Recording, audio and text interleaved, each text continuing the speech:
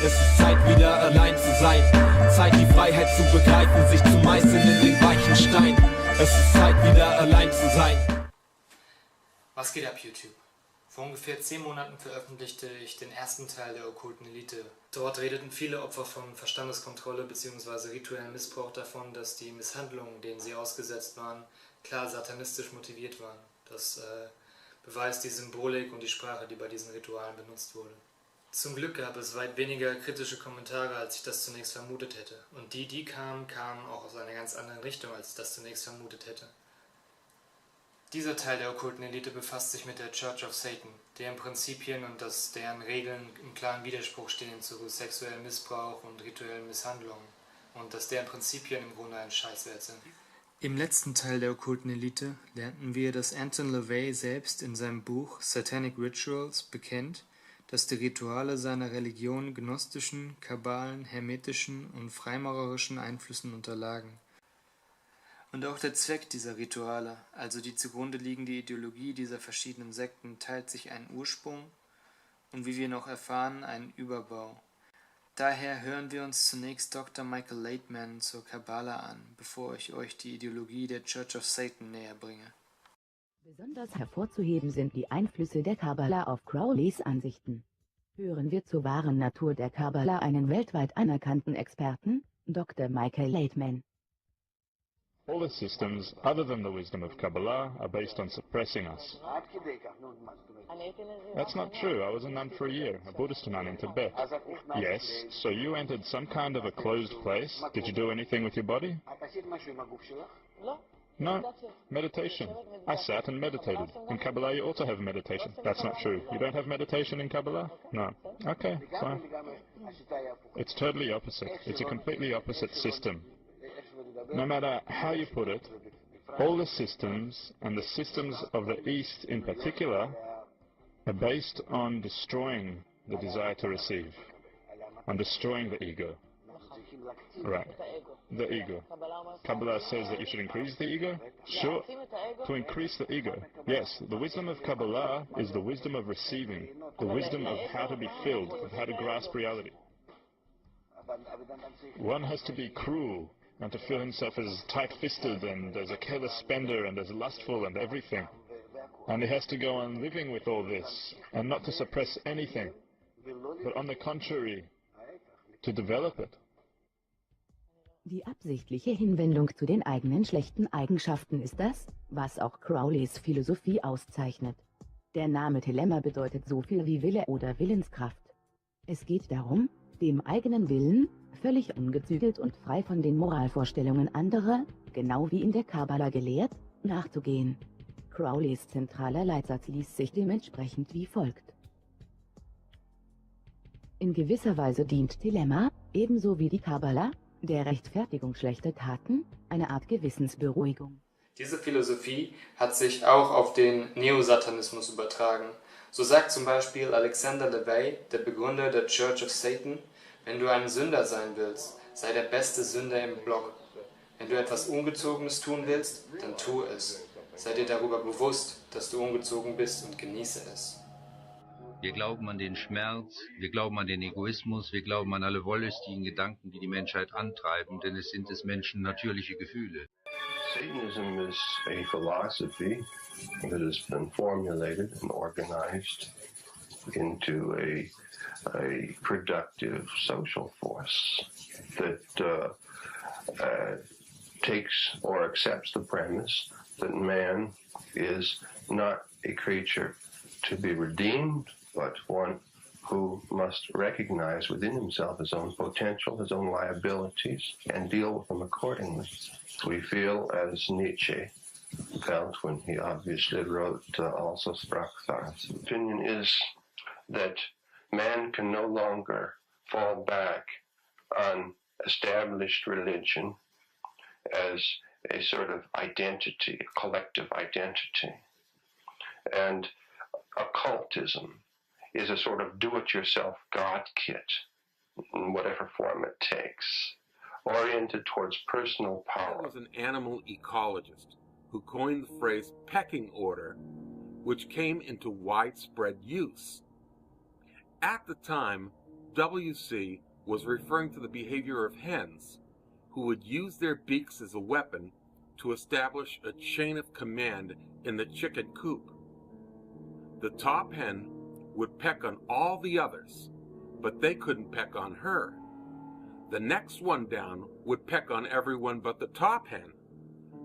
The third one down would peck on everyone but the top two, and this would continue straight down the line until you come to the bottom hen, who was pecked on by everyone and couldn't peck back. Many might argue that human society is structured the same way. You have the masters and the slaves with varying levels of dominance and submission. But W.C. noticed a third option among animals with greater intelligence: social cooperation. This follows the reasoning of Ayn Rand when she spoke of the ideal man, and Friedrich Nietzsche when he spoke of the Übermensch or overman. In both cases, the superior human is seen as having no need to dominate or be dominated by others. The superior human leads by example and does not require validation within a menial pecking order. Philosophical Satanism revolves around this concept of recognizing your sovereignty as an individual. Now, sometimes we have to look at these things allegorically, because an image is more powerful than words alone. When you ask a Christian what the goal of their religion is, they will often tell you that it is to emulate Jesus the Christ, to walk in his footsteps.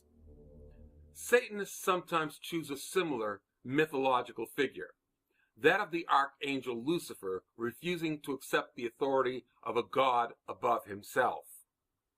Comparatively, the Satanist desires to emulate what the archangel Lucifer is doing, refusing to accept the authority of a god above himself. This is what Crowley meant when he wrote, "There is no God but man." Howard Levy, better known as Anton LaVey from San Francisco, was encouraged to create a Church of Satan by professional publicist Ed Weber.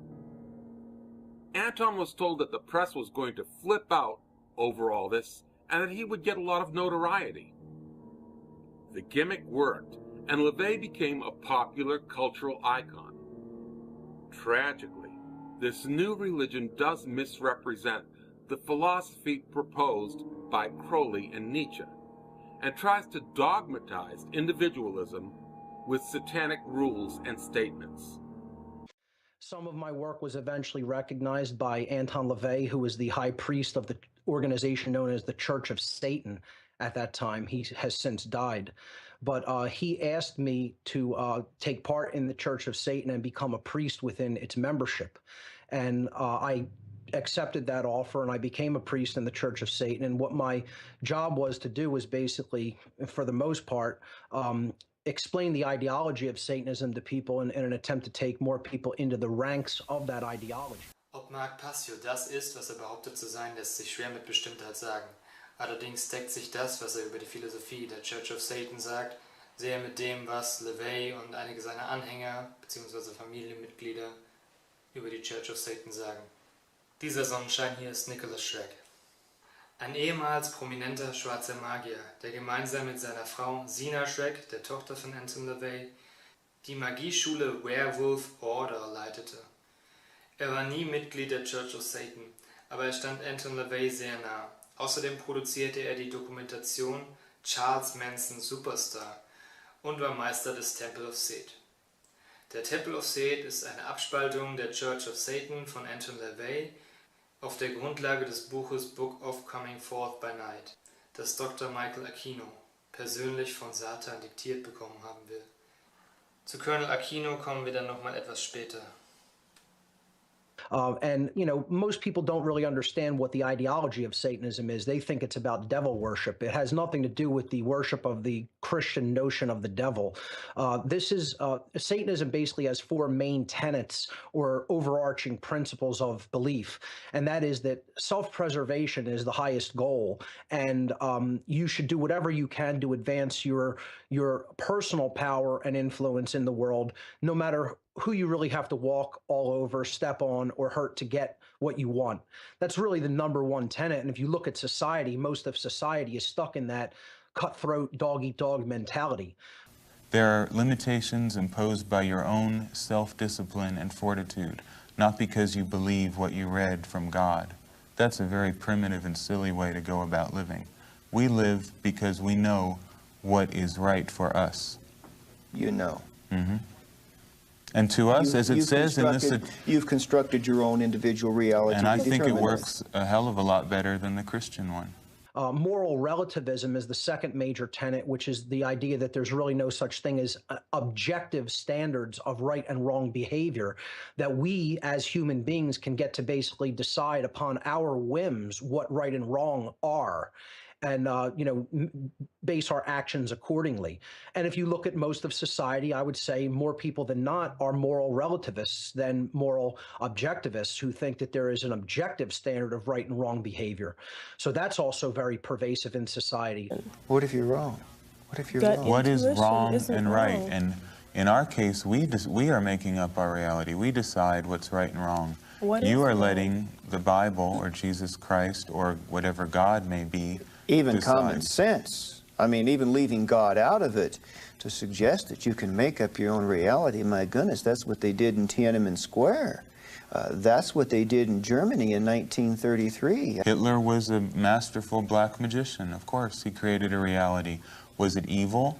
I'm telling you that I don't believe in good and evil, and nor can anyone decide what is good and evil. It's all based on historical and cultural values. The third major tenet is social Darwinism, the idea that the most ruthless in society have some sort of a predetermined or predestined right to basically rule over everybody else in society because their genetics got them there and, made them fit for rulership. And, many people will actually think like that and think that that's okay, that that's just the natural order or the way things are.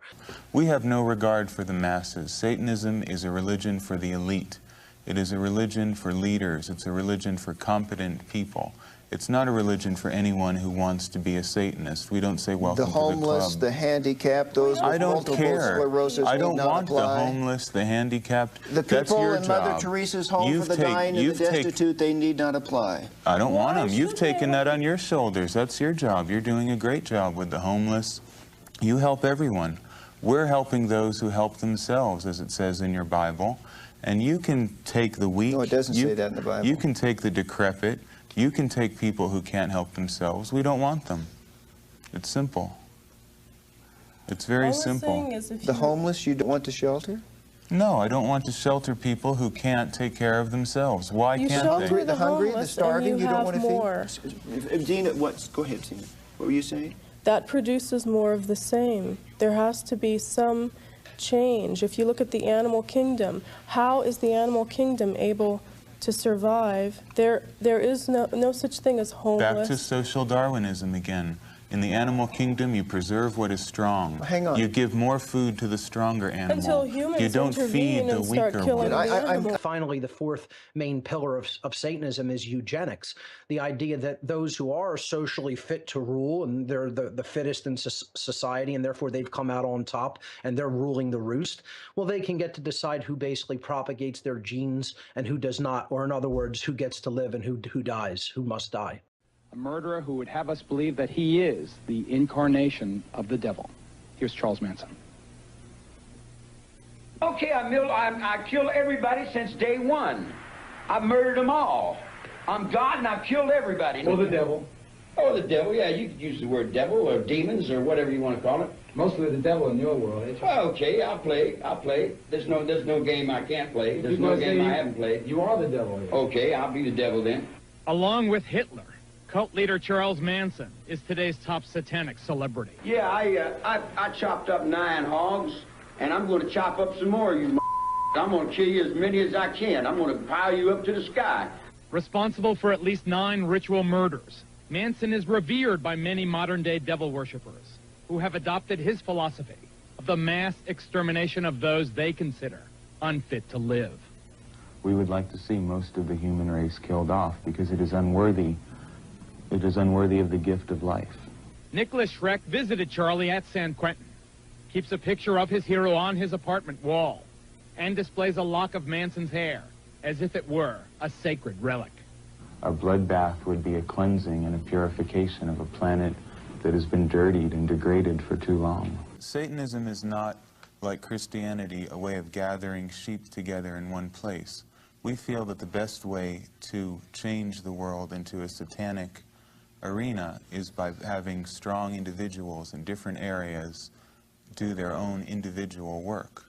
So by joining the Church of Satan, you enter into the possibility of going into the higher echelons of the Church of Satan. The Church of Satan is an idea more than a building. It is a large network of people internationally who are committed to the ideas of Satanism. There's only a limited amount of people in the world who can truly say they respond to the satanic philosophy or understand it. It isn't for the millions.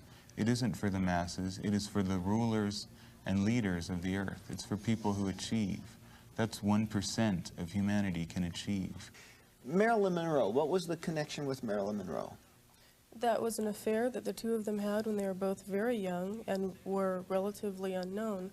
It just so happened that both of their lives took off in a direction that, you know, garnered some fame. But at the time that they had this affair, they were both very young, late teens, early 20s. Sammy Davis Jr. He's been pictured worshiping in one of your father's altars, wearing a pentagram. Was he at a time a follower of the church? At a time, yes. Who was also inducted as a Knight of Malta within the Roman Catholic hierarchy, interestingly enough. Da sehen wir das York Rite und das Scottish Rite. Wenn man hier bei dem York die Treppe hochsteigt, haben wir den Orden des Roten Kreuzes, den Orden der Malta-Ritter und den Orden der Tempelritter. Das sind alles katholische Stufen, die zum 33. Grad durchlaufen werden müssen.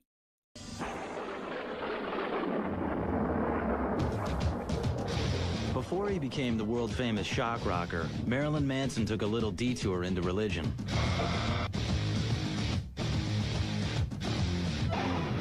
In 1994, the virtually unknown Marilyn Manson was on tour as the opening act for Nine Inch Nails. According to Manson's autobiography, on one stop in San Francisco, he was invited to the home of Anton LaVey, the world-famous Satanist, for a private meeting. Manson arrived at the LaVey homestead alone at 2 a.m. as requested. He was brought into the house by a spooky assistant and led to a meeting room where he claims LaVey simply appeared. The two spoke at great lengths about such stars as Jane Mansfield and Sammy Davis Jr., who LaVey claimed were followers of his. Anton LaVey was so impressed with Manson that he officially certified him as a minister in the Church of Satan. We're all stars now. Then there's pianist and singer Liberace, heavy metal rock icon King Diamond, and serial killer Richard Ramirez, also known as the Night Stalker. In the case of Jane Mansfield, she was an active member of the Church of Satan and certainly under tragic circumstances left the Church of Satan. Perhaps one of those relationships is the one Jane had with hotshot Beverly Hills attorney Sam Brody, who also died in the car accident on Highway 90. Carla LaVey doesn't blame the crash on reckless driving. She says Brody had been cursed by her father, famed in Hollywood as the leader of the Church of Satan. Things had just become worse and worse with Sam Brody. And at one point, he had come into my father's ritual chamber, and he touched various things that he had no business touching. And so after this had gone on for quite some time, my father said, well, this is it. You have a curse on you, and you're going to be dead within a year. So it was not a curse on Jane Mansfield. It was a curse on Sam Brody. And it was just very unfortunate that Jane Mansfield happened to be there at that time. While the late Jane Mansfield was for a time among LaVey's most passionate followers. Most of the people that are in my group are professional people, they're business people, they're people that are from very responsible walks of life. Contrary to popular belief, LaVeyan Satanists do not sacrifice animals or humans. They actually abhor the practice of harming innocents. In fact, the church has official rules in regards to the practices they do and do not condone, called the 11 Satanic Rules for the Earth. 2 of those rules, specifically the 9th and 10th, read as follows: do not harm little children, and do not kill non-human animals unless you are attacked or for food. The Church of Satan would have nothing to do with something like breeders or abductions of children or stealing of animals or that sort of thing, because again, the question why certainly isn't very satanic to want to take anything against its will. Wie wir bereits vorhin hörten, wurde die Church of Satan von verschiedenen vorangegangenen satanistischen Sekten beeinflusst. Am wenigsten ist wohl der Einfluss von Aleister Crowley auf den modernen Satanismus der Church of Satan zu leugnen. Schauen wir uns daher mal an, was Aleister Crowley zum Thema Menschenopfer zu sagen hatte. Hier wurden sexuell-religiöse Orgien mit Tieropfern gefeiert. Es soll auch zu Menschenopfern gekommen sein. Mussolini wies ihn 1923 aus. Er hinterließ diverse Schriften, in denen er sich besonders mit Blutopfern beschäftigte. Blut bedeutet Leben und damit Energie. Für die höchste spirituelle Arbeit muss man dementsprechend das Opfer wählen, das die größte und reinste Kraft in sich birgt. Ein männliches Kind von vollkommener Unschuld und hoher Intelligenz ist das befriedigendste und geeignetste Opfer. To the detractors or the accusers or the people of the other side that would say that Satanists would like to kill animals, sacrifice animals, I would say that they would make ideal human sacrifices. I love animals. I've always been part of animals. Animals are part of me. Auf Seite 101 von seinem Buch Satan Speaks schreibt LaVey folgendes: I'm one hell of a liar. Most of my adult life I've been accused of being a charlatan, a phony, an impostor. I guess that makes me about as close to what the devil's supposed to be as anyone. It's true, I lie continuously. Because I lie so often, I'd really be full of shit if I didn't keep my mouth shut and my bowels open. The legend was, Anton Sensor LaVey had a deeply affectionate relationship with Togari, his pet lion. The reality was as follows. While Anton Sensor LaVey was always careful to portray himself to the public as an animal lover, in private he was cruel and neglectful to his pets.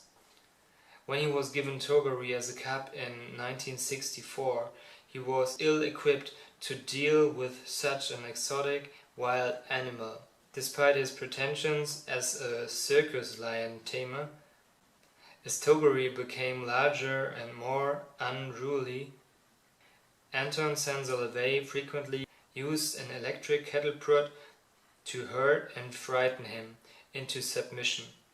Many animal rights proponents, including Togari's final owner Tippi Hedren, agree that it is detrimental to a wild animal's development to be raised in a domestic environment. LaVey was arrested due to Togari's unruly behavior, and LaVey was ordered to donate him to the San Francisco Zoo. After complying, LaVey made only 2 visits to Togari. Due to the trauma of his early life, Togari needed special care at the zoo and at every animal care facility in which he subsequently lived. Anton Sensor LaVey. War ein notorischer Lügner und Meister darin, sich selbst zu inszenieren. Das schreibt er, wie gesagt, in seinem Buch, und dafür gibt es zahlreiche Beispiele aus seiner Biografie. Dieser Mensch schrieb Bücher über Satanismus. Einige davon enthielten Richtlinien, an die sich angeblich jeder Satanist halten sollte.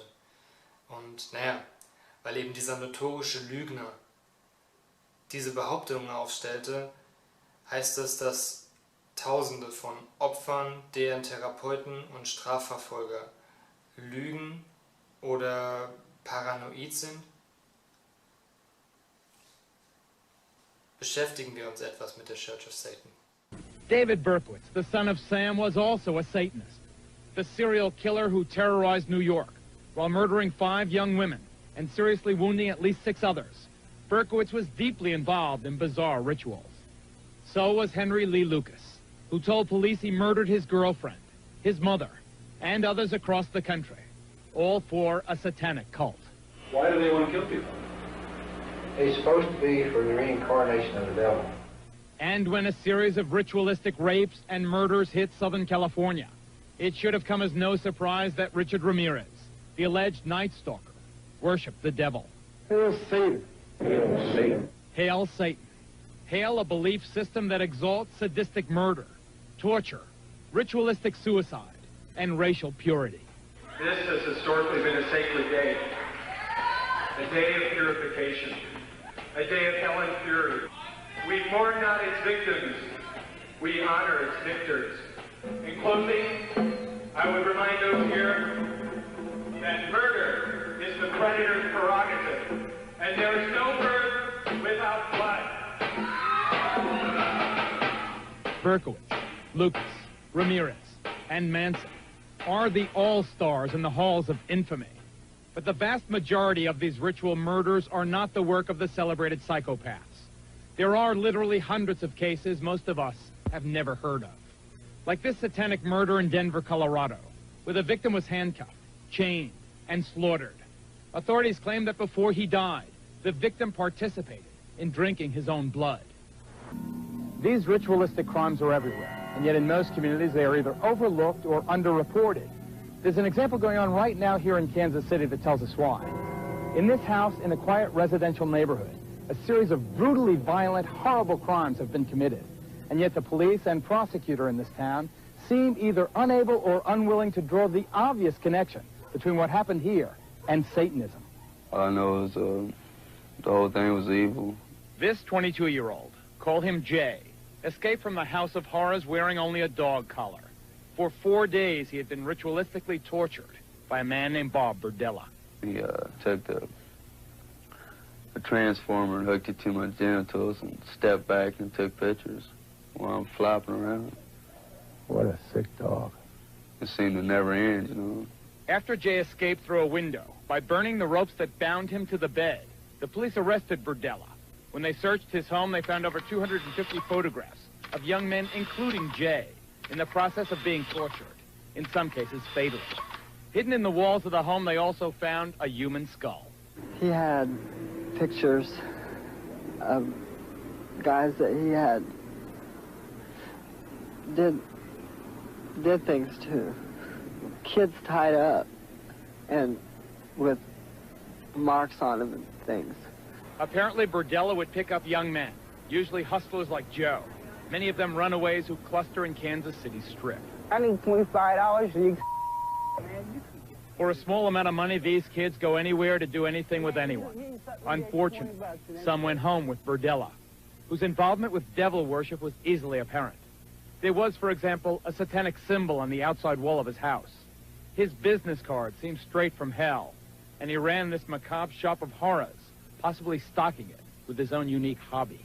By agreement with the district attorney, Berdella was allowed to plead to 1 count of murder. He received a life sentence. But many people in this community are outraged that the investigation went no further. Did the police pursue these allegations of satanic involvement?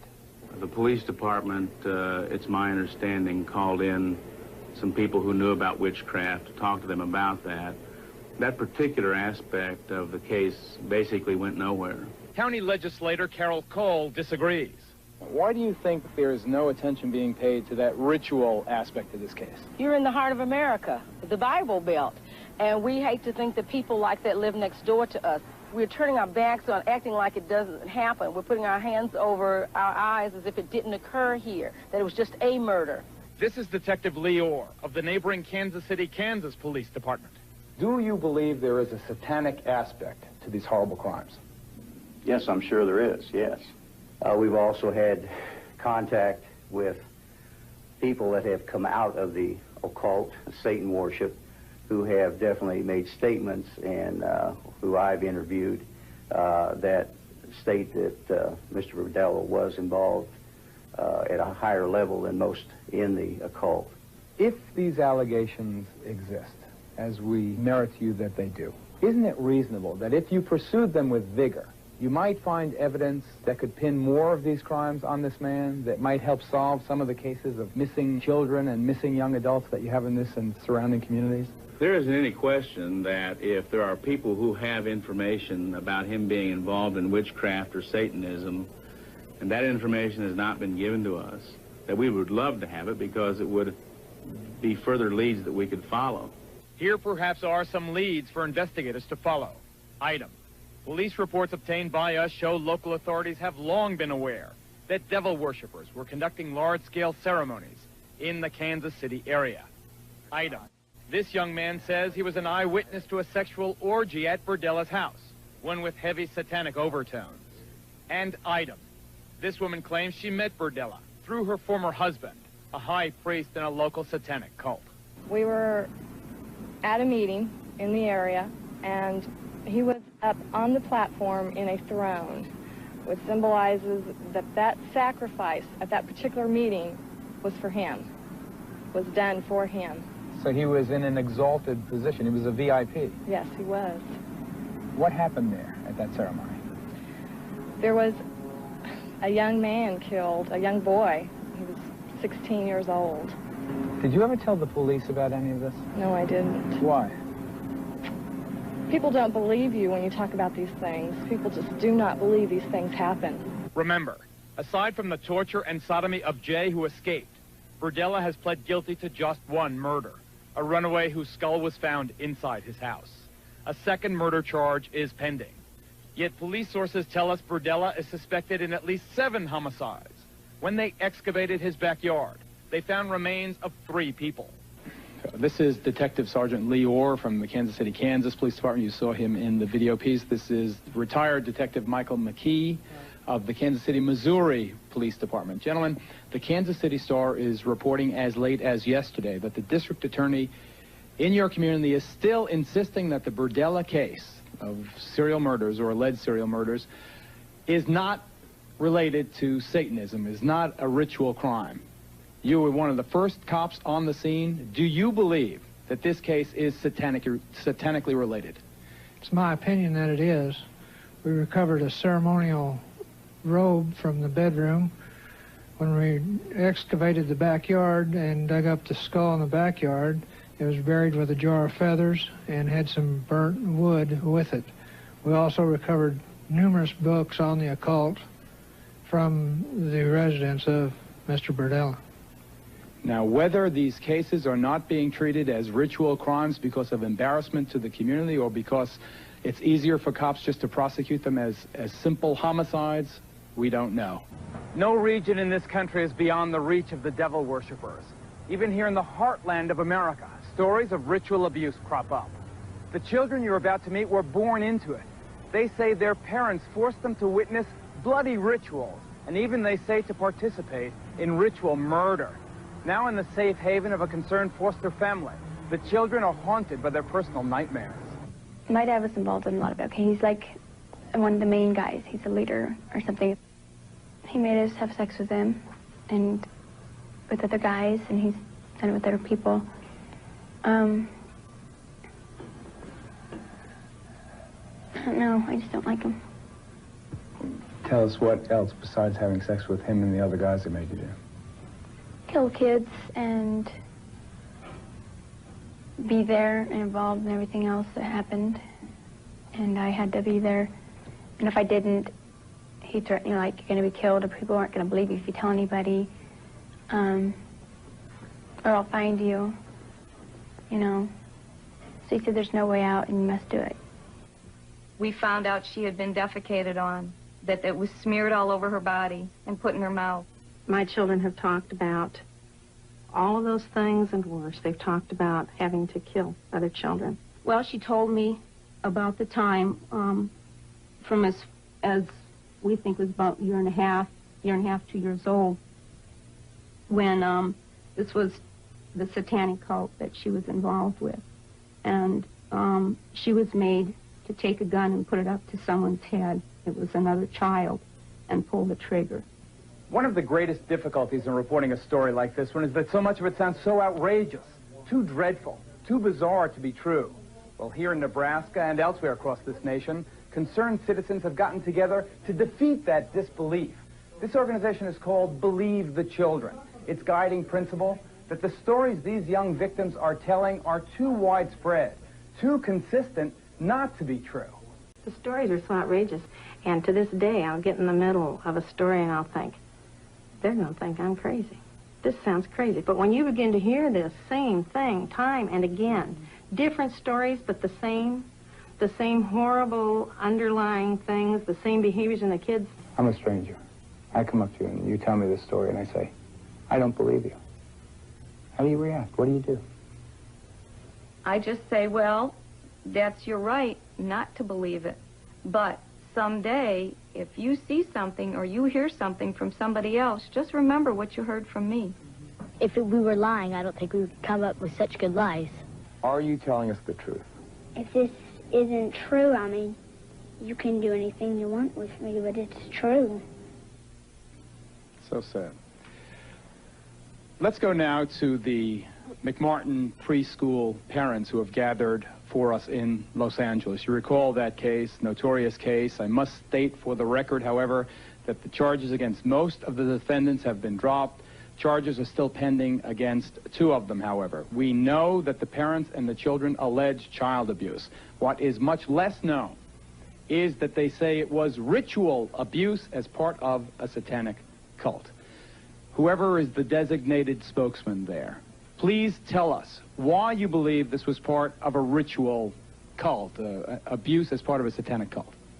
Well, the easiest reason to that question, Geraldo, is the fact when the children started talking, they started talking about robes and candles. They described an Episcopal church.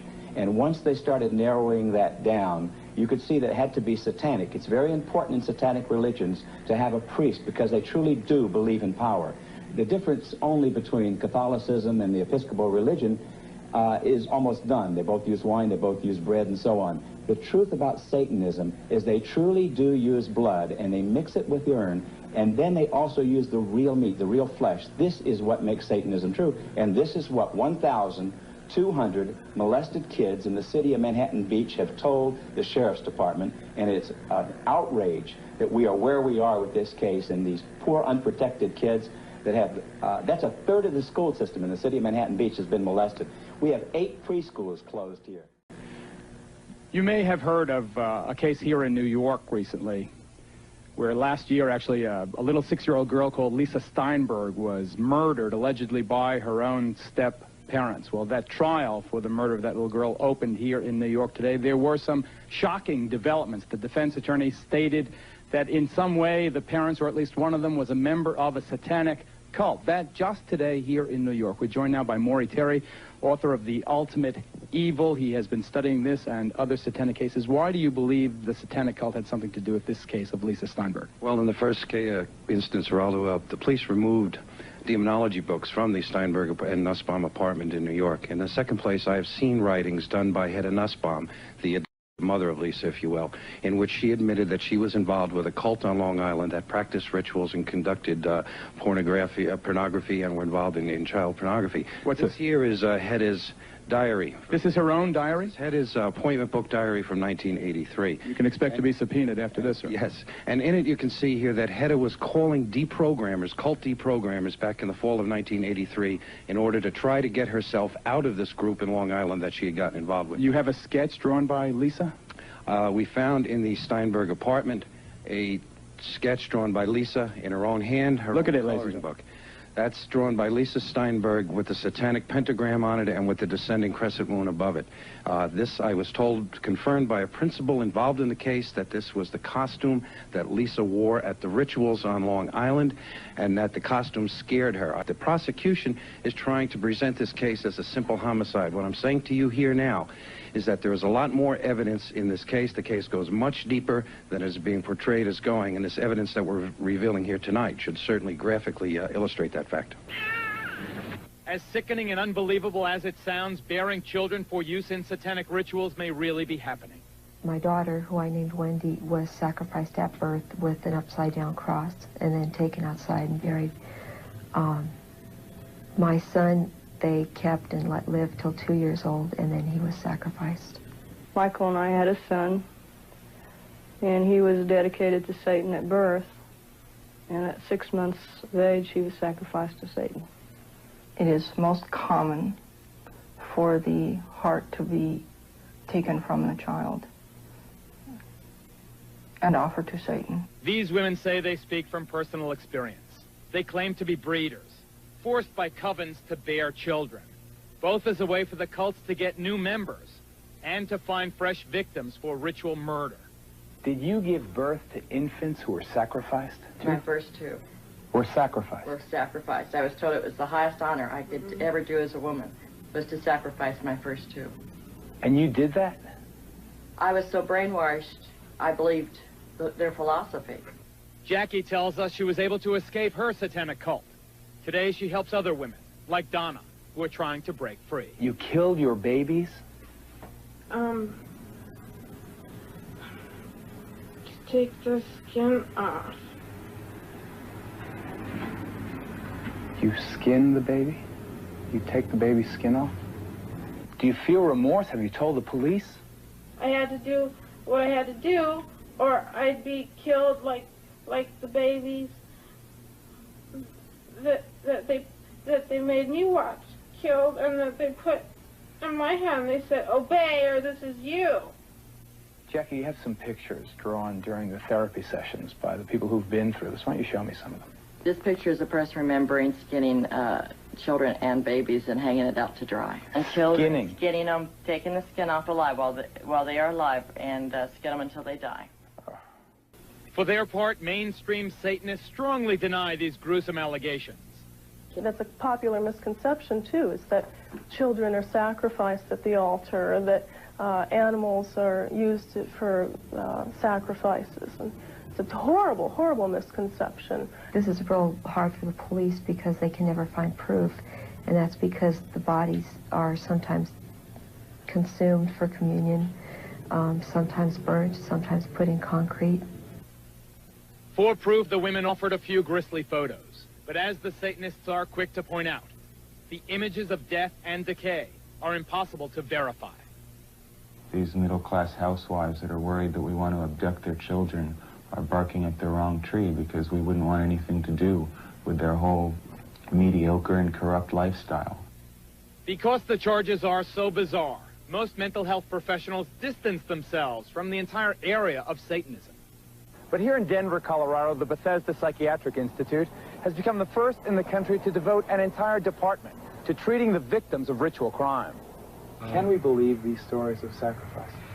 I believe we need to believe them. They sound bizarre. They sound beyond the capacity of human beings. But the stories we receive are tremendously consistent. Is this an epidemic? I believe involvement in Satanism is increasing. I believe it is present in many communities around our country, and I believe it demands our attention. But somebody is apparently trying to discourage scrutiny. We've talked to therapists who treat ritual abuse victims, and they tell us of the threats they've received. I have direct knowledge of both death threats on a therapist and an attempt to end that therapist's life, which was unsuccessful. Here in Chicago, a group of well-known therapists from all over the country had the courage to share horror stories of threats and intimidation. Therapists have been directly threatened in ways that are quite alarming to them. The patient indicated to me that she wished to sacrifice the child with which she was pregnant. Naturally, I wasn't too enthusiastic about this. Shortly after this occurred, I started to get telephone death threats. One of the things that I would add is that we are now hearing these reports from literally hundreds of therapists in every part of the United States. Someone out there is telling us to back off. I was a follower of the Satanist Church in Chicago here. On Walpurgis Knox, I was the head acolyte. for that specific ceremony. And at the end of it, we wound up murdering someone. And a person? Yes, ma'am. It wasn't anybody that I knew, and I reported it. But once I had reported it and decided that to quit the Satanist church, I started receiving threatening phone calls. People would come up to my door who I didn't know, and all they'd do is say, go back to the church, and then they'd walk away. They'd never give me their name or address or anything. I received threatening mail. My mail was opened. My little sister was harassed coming to and from school several times. So what happened in the ritual where someone was murdered? And how were they murdered? They were stabbed 7 times with knives because in Chicago? Yes. It was what year? About 8 years ago. So it was about 80, 81. And the ritual was a witch's Sabbath, and it got out of hand, and the high priest brought out these 7 daggers, and they impaled him in the form of a cross with the 7 daggers. Was this person impaled against his or her will? Yes. Or did they wish to be sacrificed? No, this was against his will. But so how did you know you weren't going to be pulled in and impaled? That's why that's one of the reasons why I got out of the church. And the other reason why I got out of the church was mentally I had a nervous breakdown after that, and I just mentally could not handle it. How do you explain that? My first question would be, were you a member of the Church of Satan, a card-carrying member of the Church of Satan? Yes, sir. And who was the grotto leader? I don't remember his name.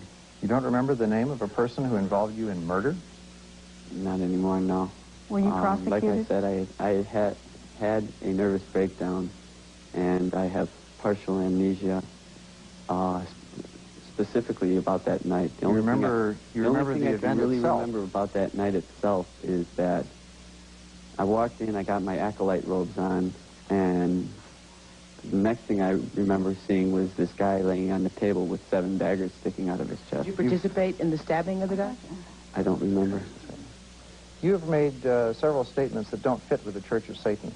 For example, there is only one high priest. There is not a local one. We do not have any rituals. Only one high priest. Is that you?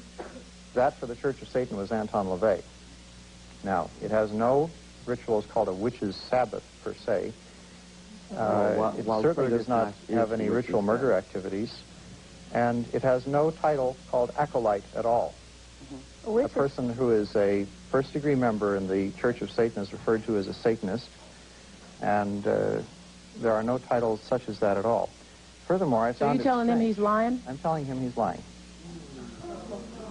I'm saying that he has given us statements in great detail concerning events that took place, but he has not named a single name, nor is there any record, as far as I'm aware from what he said, that the police investigated. I do remember several of the names of the people there. Did you tell them to the police? Yes, I gave those names to the police, but I refused to name them on national television for 2 reasons.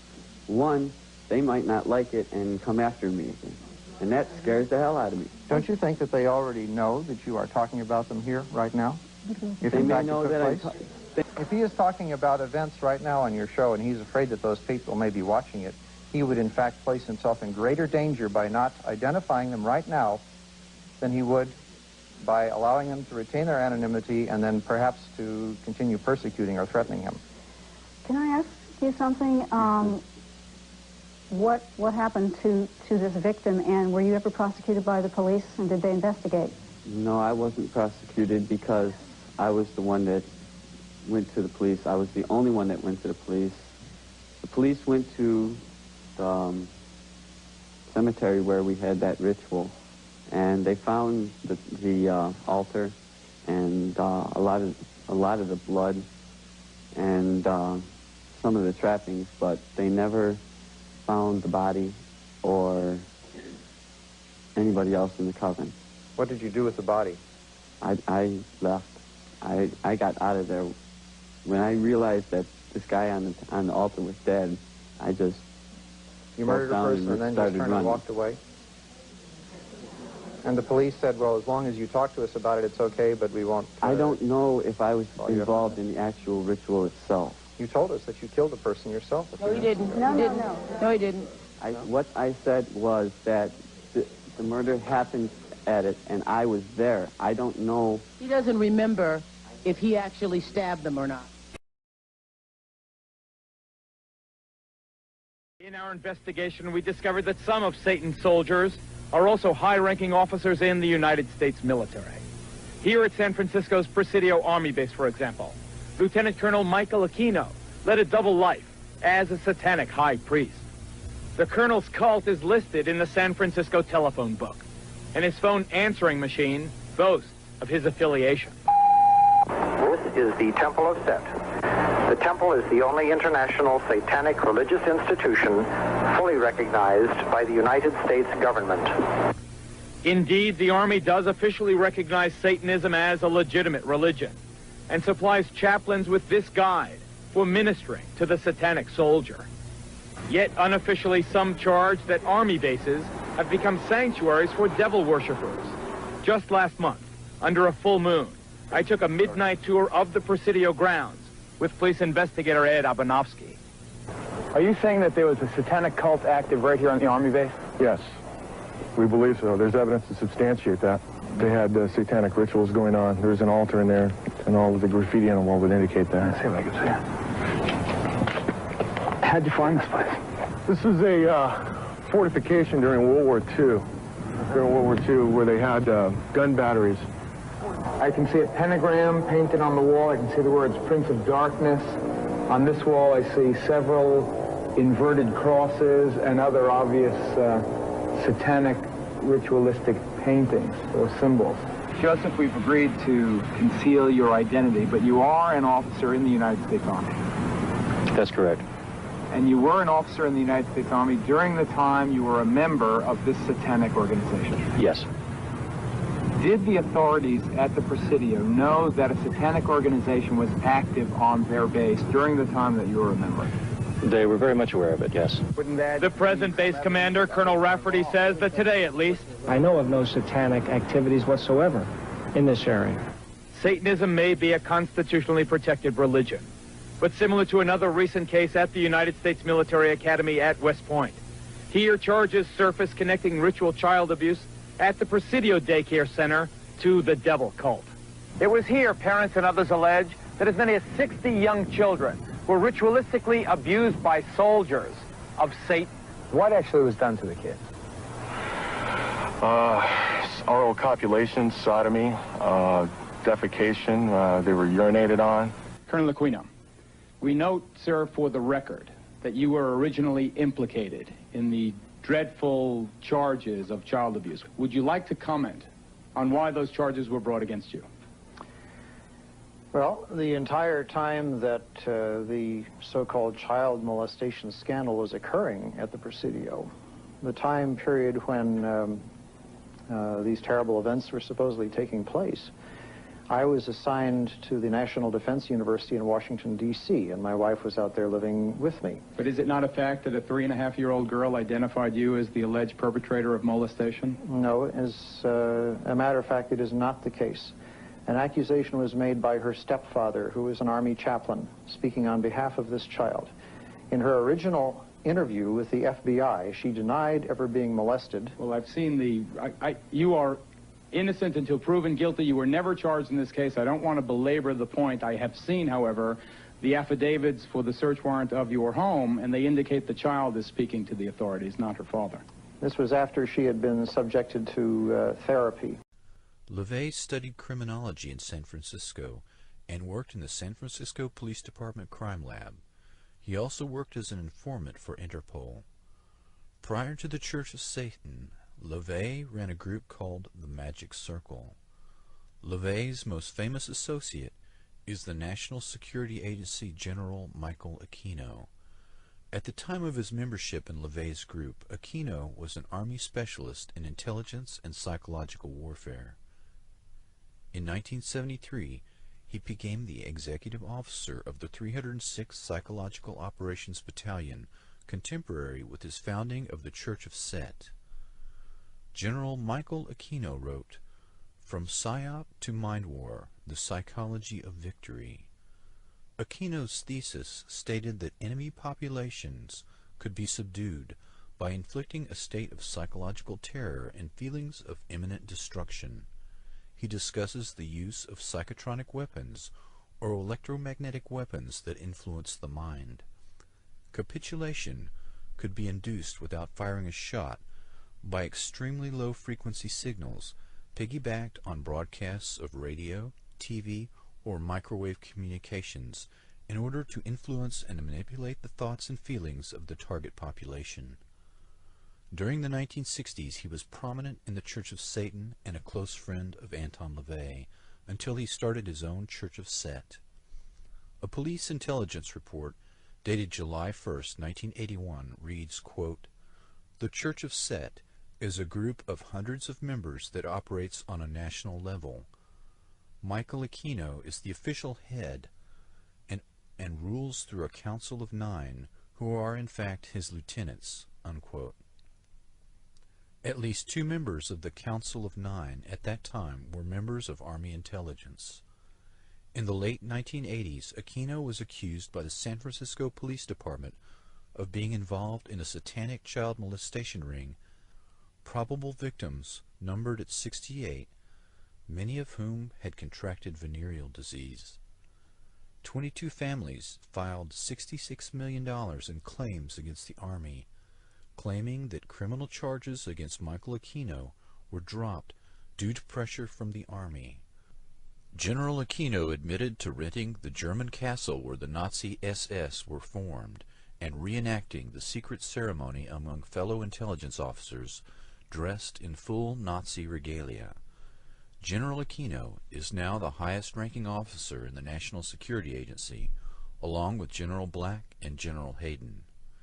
It is important to remember that General Aquino is first and foremost a military intelligence officer with over 40 years' experience in counterinsurgency operations and an expert in psychological warfare. General Aquino's psychological warfare campaign has started or infiltrated cults and other closed systems as part of a concerted effort to control large numbers of people and to destabilize the centers of constitutional and legal authority both here in the United States and in other nations. This methodology is part of a concerted plan that spans several generations. The Church of Satan and the Church of Set, as well as other cults and mainstream organizations, are closed systems with their own belief systems that are insular and separate from the reality that most people take for granted. These closed systems allow large numbers of people to be manipulated into performing antisocial acts that most members of the greater society would not contemplate. Aquino first participated in MKUltra related activities in Vietnam as part of the Phoenix program in the 1960s. These ongoing MKUltra operations are functioning as a counterinsurgency and infiltration operation aimed at destabilizing the United States and other industrialized nations. Monarch is an operation that was created by the United States government to create spies for other countries. They use children for the purpose that they are easily integrated into multiple personalities because they can dissociate. Monarch is a program that is run by Michael Angelo Aquino, who was an Army Reserve colonel at Presidio. He is also the leader of the Temple of Set. He also runs a child daycare center. He also is involved in human sacrifice. What do you think of Linda Blood's book, The New Satanists? Could you talk about Michael Aquino and his MO? Yes, absolutely. Michael Aquino is a primary mind control programmer of mine. Linda Blood is By the way, he's a litigant, too. He sues everybody that ever talks about him. Including Linda Blood. Including Linda Blood, except us. Now, he got on national television and said, yeah, I know that, Mark Phillips. He is going to be the destruction of all organized religion in this country. Well, now there's an indictment. Michael Aquino is the founder of the occult temple of Set that's proliferating on our military bases. He is with the Psychological Warfare Division. Was with the Psychological Warfare Division. Some of his power is eroding thanks to the exposure that he's getting through people like Linda Blood. And it was my experience with Michael Aquino that he does not believe in the power of Satan. He does not believe in spirituality at all. That's not a part of what he does. What he does believe in is the power of trauma on the human mind and the compartmentalization of memory through high-voltage stun guns. In the very places created to care for children, in nurseries and daycare centers across the nation, there are increasing reports of ritual sexual abuse.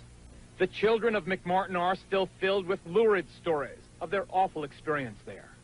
What did they say the devil would do to you? They said that if we told that the devil would come and kill our parents, and he said that we wouldn't live to be the age 9. What were they doing to you? Molesting me. What does that mean? What does molesting you mean? Touching us in places we don't want, and then they would like threaten us like, oh, you don't say a word else we're gonna come to your house and kill everybody except for you, and we're gonna send you to the devil and everything. And they would scare us really much. Sickening, so incredibly outrageous, so incredibly unbelievable. But Zena LaVey, are these women lying? You have to understand that every single thing you've given as examples of Satanism here are completely from a Christian standpoint. That everything you've put forth as being considered satanic is not considered satanic by my standard or my definition of Satanism. Are these women lying? Well, have the bodies been found? Where are they? Cheryl Horton, who joins us via satellite from Los Angeles. Cheryl Horton. Zena LaVey, a Satanist who A, points out that this is not in keeping with her teaching, but B says, where is the proof? Where is the proof? Why is there no proof if what you're saying is true? Hi, Geraldo. There's no proof for a fact of one thing. They burn the bodies. They either do that, they'll chop them up and dump them in the ocean, or they'll pour them in concrete, or they take and they use them for communion and eat them and then make bones out of the tools. Cheryl, listen. These people are doing murders. Let me interrupt you. Cheryl, please, let me interrupt you. The stories, dump in the ocean, chop up the bodies, these things, they sound like they can't be happening. Ted Gunderson, respected law enforcement professional, recently or retired now from the FBI, former regional director of Los Angeles.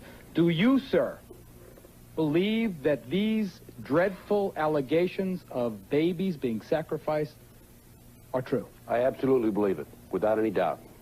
Based on the information that's been given to me across the country by numerous survivors and by confidential sources and informants. Then why don't you name these people and arrest them? Never a name, never an arrest. These women come out of a group and they insist that they know the people in the group, and yet they do not identify these large mysterious cults. Name them and arrest them and get them off the street. Does he not make a valid point? He makes a valid point. The problem with that is, number one, police officers don't believe it. I may believe it. You may believe it. Some people in your audience may believe it. They don't believe it. Number two, if you decide to investigate these people, you have to, number one, handle it from an undercover operation. If you put an undercover operation into effect, then you have, in a sense, your own police officers become involved in these heinous crimes, and they are, of course, become murderers. And in addition to that, if you do decide to investigate these people, there's a lot of work. And many law enforcement officers are apathetic and don't want to get involved. I want to make it very clear in the beginning, I'm not anti-government. I don't believe in terrorism. And I want to make it especially clear that there are a lot of good people in the FBI and the CIA, Naval Intelligence, Army Intelligence, Military Intelligence, NSA.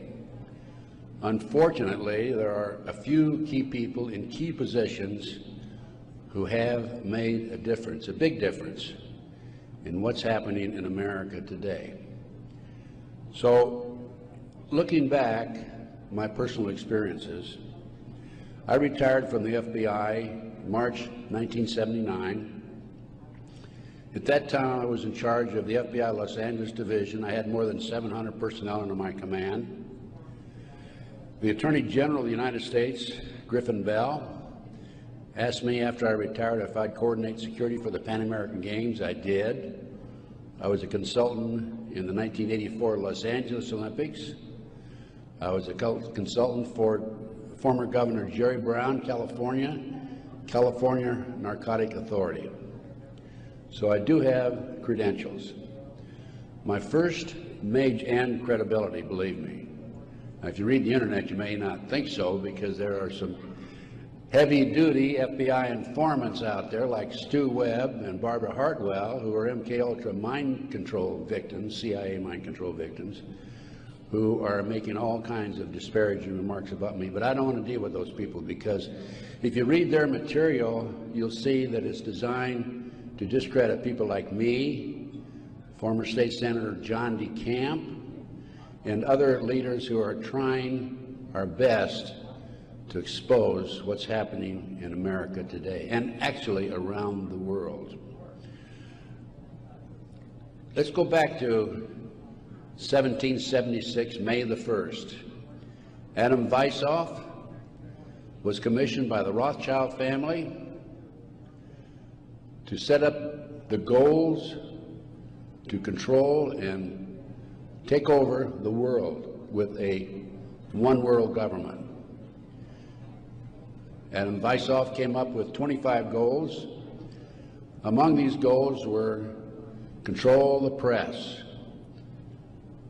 corrupt the youth through sex and drugs, elect our own people meaning the Illuminati, to key positions in all levels of the government, city, county, state, and federal.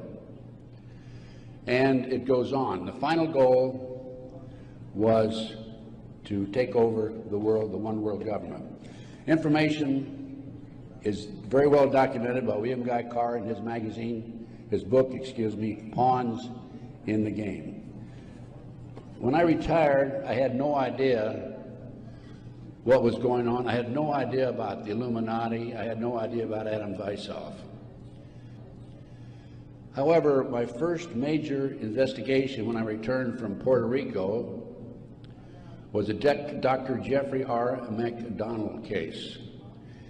He's a former Green Beret doctor who was convicted of murdering his wife and 2 children at Fort Bragg, February 17, 1970. He'd been tried and convicted and sentenced to 3 consecutive life sentences. I was asked by the defense team to investigate the case because they claimed that Dr. McDonald was innocent.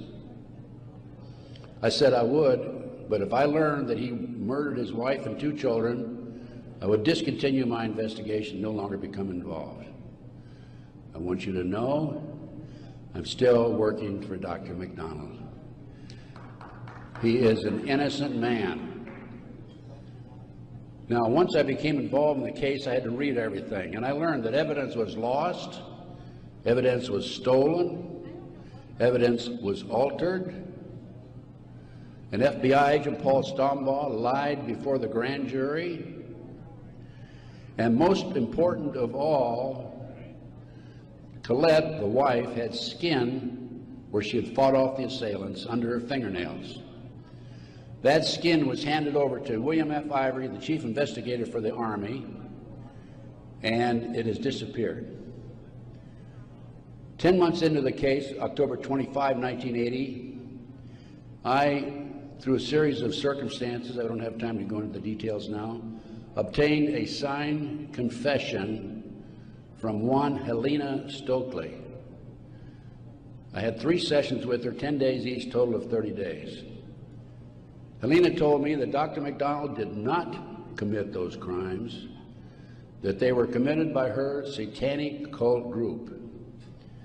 And I said to myself, what's this all about? I don't know anything about Satanism. I read about it in the Bible, of course, and that's about it. But as I delved into the case, I learned that drugs from Southeast Asia were being flown into the United States to various military bases in plastic bags in the bodies of the dead GIs. I further learned from Helena that her satanic cult group was involved in distributing these drugs up and down the East Coast. They were mad at Dr. McDonald because he was abusive to the cult members and the GIs who went to the civilian hospital where he was moonlighting for relief of some sort. So they went in and attacked him that night. There were a total of 7 involved in the crime. She named them all for me. Right now, today, I know where some of them are located. But to further check and document this, I went to the UCLA library, and I found out, in fact, in the Time magazine, January 1, 1973, there was an article about bringing drugs in plastic bags in the body cavities of dead GIs. There was no question in my mind Helena was telling the truth. I gave her a polygraph test and she passed. I had her examined by a psychiatrist and she passed. And as a matter of fact, the government themselves had given her a polygraph examination early in their investigation before I entered the case. And Byzantine, the Army polygraph operator, said that she thought that she was telling the truth. She thought she was there that night. I'm telling you a little bit about the McDonald case because that's what woke me up as to what was going on. It was after that I started researching and went back and found out about the Illuminati. Illuminati/Satanism. It was after that I learned considerable more about what was going on. And the most recent information, Dr. McDonald, who's been in the penitentiary for some 25 or 26 years now, appeared before a parole board just 2 days ago, his first that he's ever appeared before a parole board. And the reason he had never appeared before is because, in his opinion, had he appeared before, it would be an admission of guilt. In this particular instance, he still claimed he was innocent, but he did appear before the board because he's a newly wed individual with a woman named Kathy. And of course, if you read the papers in the last 2 days, his parole was turned down, and the parole board made him eligible for another hearing in 15 years. This poor man not only lost his wife and 2 children, he has served 25 years in the penitentiary and another 15 years to go. He's 61 years old. I am still working the case. What are the latest developments on the case? In 1997, the judge, federal judge, agreed to do a DNA test.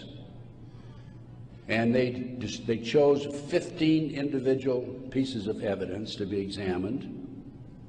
However, the judge said that when you open the evidence envelopes, only the prosecutor can be present. Well, they opened the evidence envelopes. The prosecutor did.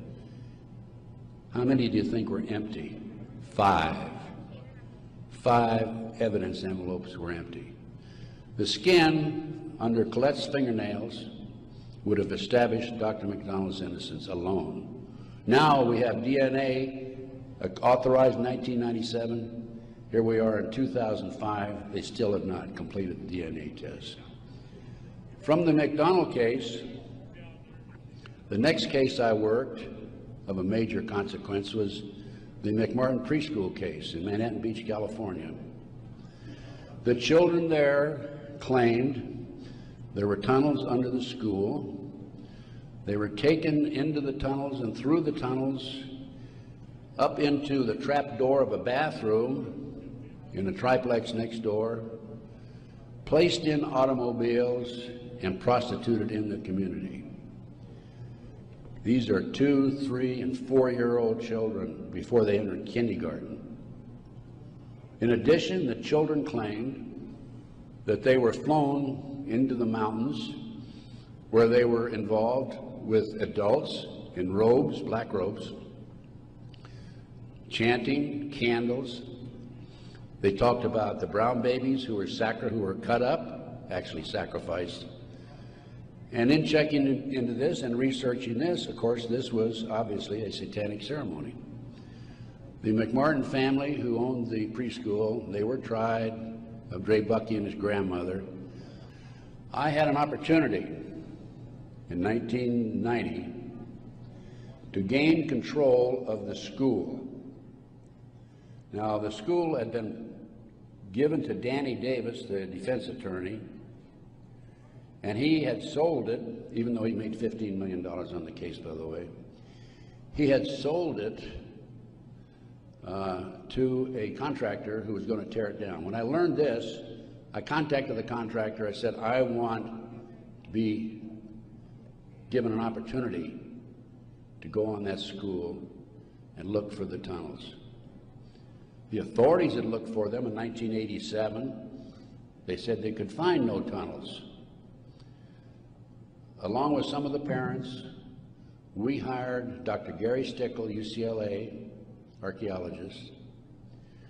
He hired his crew and brought them in, and in 34 days, Dr. Stickle said there had been tunnels under that school. They were covered up, and they were covered in. An informant of mine told me that there was an abandoned satanic site in Crestline, California, up in the mountains. From there, I became involved in another case, very frightening case, because I established, with the help of people like John DeCamp, former state senator in Nebraska, that we have in this country today a covert military criminal enterprise, government enterprise, primarily by U.S. military intelligence, that is operating full throttle, and everybody refuses to investigate it. In the Nebraska case, it's called the Franklin Cover-Up. This is the book here that John DeCamp wrote, by the way. It's all documented in there. And in that particular instance, they were taking children out of foster homes, orphanages, Boys Town, driving them from Omaha, Nebraska to Sioux City, Iowa, 184 miles away, placing them in private jets and flying them to Washington, D.C. for sex orgies with prominent people, including congressmen, senators, and certain people in the White House. It's well documented. I have personally talked to Paul Benassi. I had a 5-hour interview with him. It's on that he gave me in 1993. Paul told me how he was used. He was part of the kidnapping crew and was used as a decoy when he was 10, 11, 12 years old in parks, shopping malls, to attract the children over near where the adults were in a car waiting for them. They throw them in the back seat, chloroform them, and make off with them. Paul also told me that these children, many of them become sex slaves. Many of them are used as toys. The boys, they call the boys toys. I don't know what they call the girls. But these degenerate, sick people, the men are more interested in the little boys than they are the girls for some reason. But it's all well documented. Paul drew the inside living quarters of the White House. Now, this information broke in about 1987. That's about right after I entered, just before I entered the case. I replaced a fellow named Gary Caradori, who was the investigator for a Nebraska Senate committee. Gary met the official photographer of the group, who had split from the group, defected, and agreed to take the pictures that this official photographer gave him, and they met in Chicago, agreed to take the pictures back to the committee. He flew out of Chicago in his private plane, a short distance out of Chicago. The plane exploded midair. He and his 11-year-old boy died. His briefcase has never been found. The rear seat of the airplane has never been found. I had made every attempt possible to obtain possession of or control of that plane, because I wanted to examine it for bomb chemicals, particularly the back seat, it's no longer available. Nobody knows what happened to it. Gary Caradori was a civilian, yet it was taken to a military base for examination.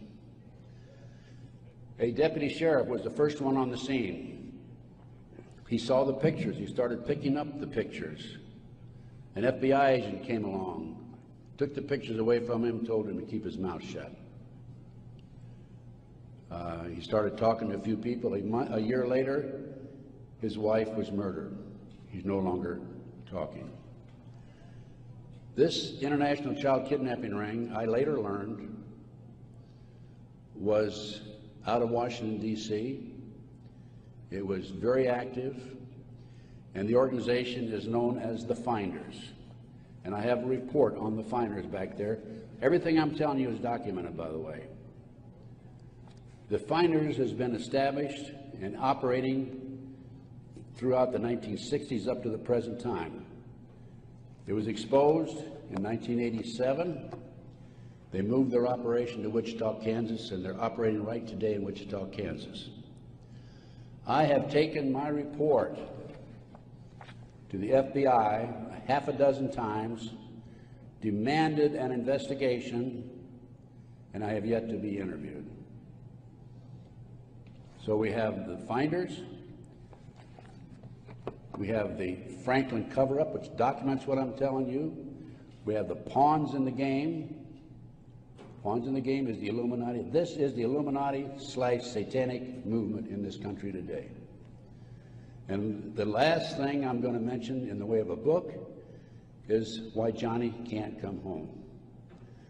Johnny Gosch was, September the 5th, 1982, a newspaper boy on a Sunday, and he was about to deliver his newspapers in West Des Moines, Iowa.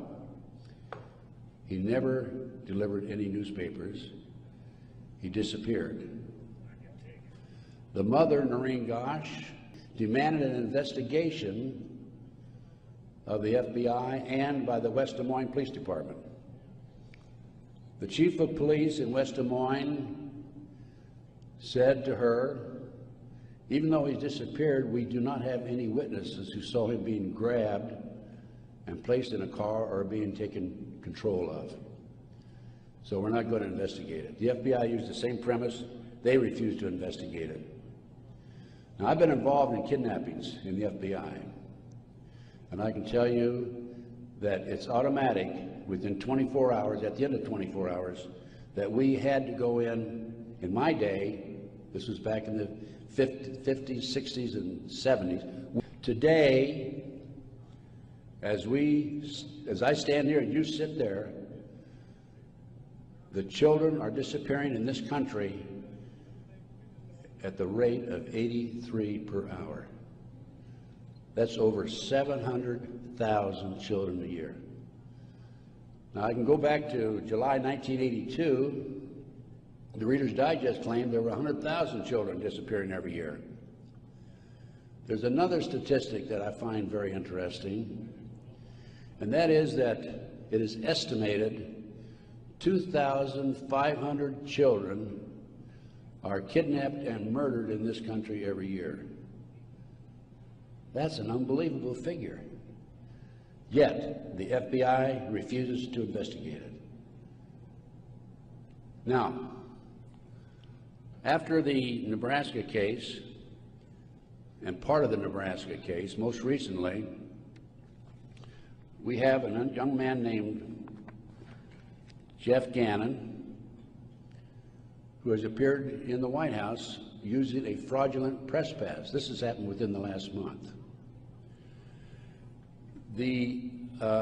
Certain people in the White House were questioning him and were suspicious of him because when he would engage in a press conference with the president, President Bush, he was asking what they call soft questions. Soft questions meaning the president would have an answer for them, he'd look good. Somebody started checking into his background. They learned that he was actually an individual named Jim Guckert. This is all on the internet, by the way. And Guckert had a homosexual website.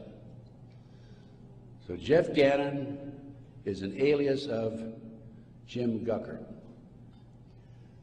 Now his picture appeared in the internet, and he is believed to be Johnny Gosch, who was kidnapped September the 5, 1982.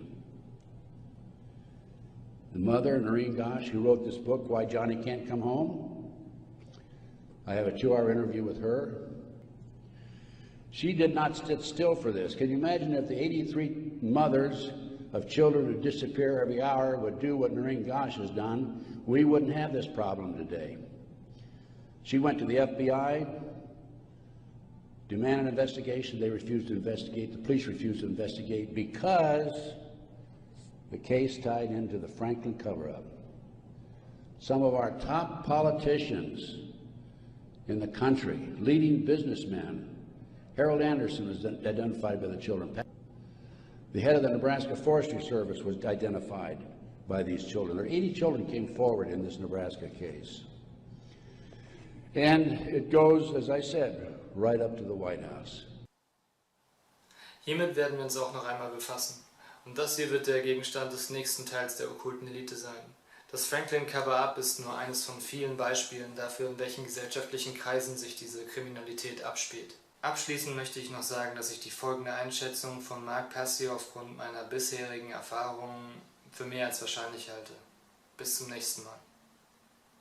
As my involvement with Satanism in general, not just the Church of Satan organization, grew, I became aware that this wasn't an isolated group of individuals that were just working with occulted or hidden knowledge in order to essentially grow their own personal power, but they were groups, inter-networked groups of people who were working together, and they came from an eclectic array of people from every walk of life, every social institution that you could imagine. There were Satanists placed in positions of high power and influence within those institutions, including politics, banking, law, military, law enforcement, entertainment, technology, medicine, education, and every other area of our lives.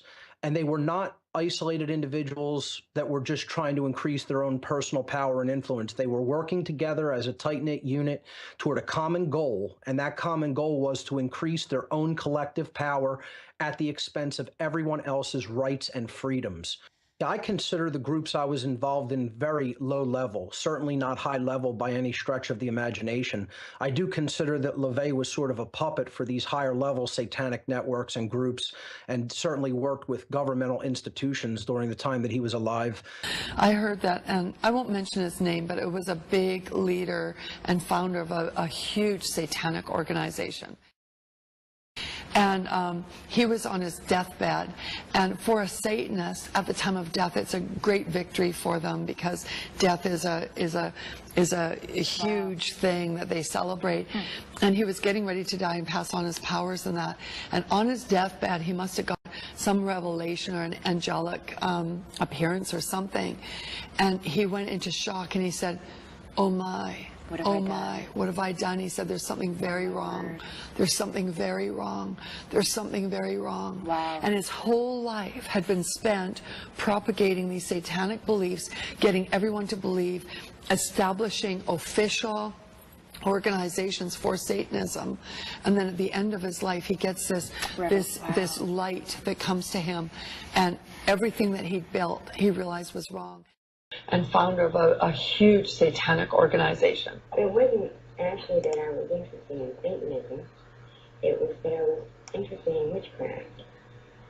And I always have been, and I happened to read an advertisement for Witch's Charm School with lectures by Anton LaVey.